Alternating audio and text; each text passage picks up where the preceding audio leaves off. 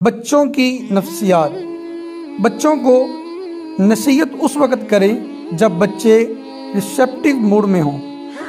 4 اوقات ایسے ہیں جب بچہ ریسیپٹیو موڈ میں ہوتا ہے۔ اس وقت آپ بچے کو جو بھی نصیحت کریں گے وہ بچے کے دل میں اتر جائے گی۔ نمبر 1، جب بچہ رات کو سونے لگے اس وقت بچہ لرننگ موڈ میں ہوتا ہے، اس لیے بچے اس وقت کہتے ہیں ہمیں کوئی کہانی سنائیں۔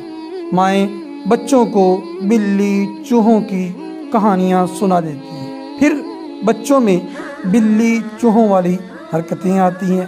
اس وقت بچے کو نبیوں اور نیک لوگوں کے واقعات سنانے چاہیے جس میں اچھی نصیحتیں ہوں تاکہ آپ کا بچہ بھی نیک بنے۔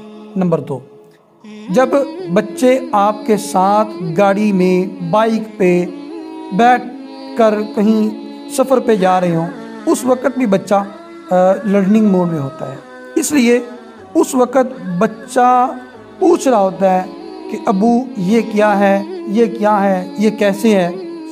اس وقت ہم کیا کرتے ہیں، ہم بچوں کو ڈانٹ ڈپٹ کر بچے کو چپ کروا دیتے ہیں۔ وہ بہت قیمتی وقت ہوتا ہے، اس وقت بچے سے اچھی باتیں کیا کریں اور اچھی نصیحتیں کریں، وہ آپ کی باتوں پر توجہ دے گا اور آپ کی باتوں پہ عمل کرے گا۔ تیسری بات، جب بچہ کھانے پینے کے لیے آپ کے پاس بیٹھے اس وقت بھی بچہ لرننگ موڈ میں ہوتا ہے، اس وقت بھی آپ بچوں کو نصیحت کر سکتے ہیں۔ چوتھی، جب بچہ بیمار ہو اس وقت بھی بچہ لرننگ موڈ میں ہوتا ہے، اس وقت آپ جو بھی نصیحت کریں گے وہ بچہ دل میں اس بات کو بٹھا لے گا اور ان پر اچھی طرح عمل کرے گا۔ آپ نے بچوں کو جو بھی نصیحتیں کرنی ہوں ان اوقات میں کریں، بچے ضرور آپ کی نصیحت پہ عمل کریں گے۔ دوسرا یہ ہے کہ بچوں کو آپ جو بھی نصیحت کریں اس پر خود بھی عمل کریں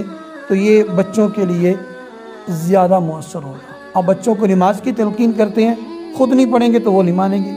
آپ بچوں کو کہتے ہیں آپ سچ بولیں، آپ خود سچ نہیں بولیں گے تو وہ کبھی بھی سچ نہیں بولیں گے۔ ٹھیک ہے، بچوں کو کہیں کہ ایمانداری کریں، اگر آپ خود نہیں کریں گے تو وہ کبھی بھی نہیں کریں گے۔ بچوں کو کہیں کہ چوری نہ کریں، اگر آپ خود اس طرح کی حرکتیں کرتے ہیں تو وہ کبھی بھی اس کام سے باز نہیں آئیں گے، کیونکہ بچہ جو ہے وہ والدین کا عکس ہوتا ہے۔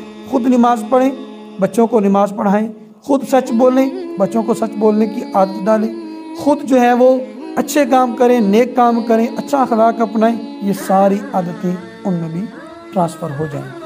اللہ ہمارے بچوں کے روشن کو مستقبل کرے اور پاکستان کو تا صبح قیامت سلامت رکھے۔ دعاؤں میں یاد رکھیے گا۔ السلام علیکم۔